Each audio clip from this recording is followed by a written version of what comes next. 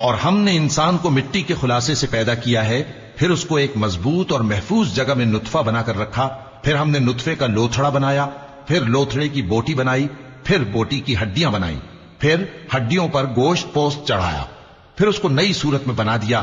سو بڑا برکت والا ہے اللہ جو سب سے اچھا بنانے والا ہے۔ پھر اس کے بعد تم مر جاتے ہو، پھر قیامت کے روز اٹھا کھڑے کیے جاؤ گے، اور ہم نے تمہارے اوپر کی جانب 7 آسمان پیدا کیے، اور ہم خلقت سے غافل نہیں ہیں۔ اور ہم ہی نے آسمان سے ایک اندازے کے ساتھ پانی برسایا، پھر اس کو زمین میں ٹھہرا دیا، اور ہم اس کے نابود کر دینے پر بھی قادر ہیں۔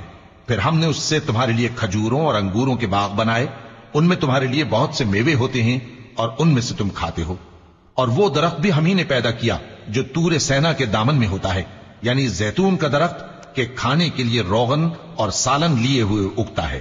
اور تمہارے لیے چوپایوں میں بھی عبرت ہے کہ جو ان کے پیٹوں میں ہے اس سے ہم تمہیں دودھ پلاتے ہیں، اور تمہارے لیے ان میں اور بھی بہت سے فائدے ہیں، اور بعض کو تم کھاتے بھی ہو، اور ان پر اور کشتیوں پر تم سواری بھی کرتے ہو۔ اور ہم نے نوح کو ان کی قوم کی طرف بھیجا تو انہوں نے ان سے کہا کہ اے قوم، اللہ ہی کی عبادت کرو، اس کے سوا تمہارا کوئی معبود نہیں، تو کیا تم ڈرتے نہیں؟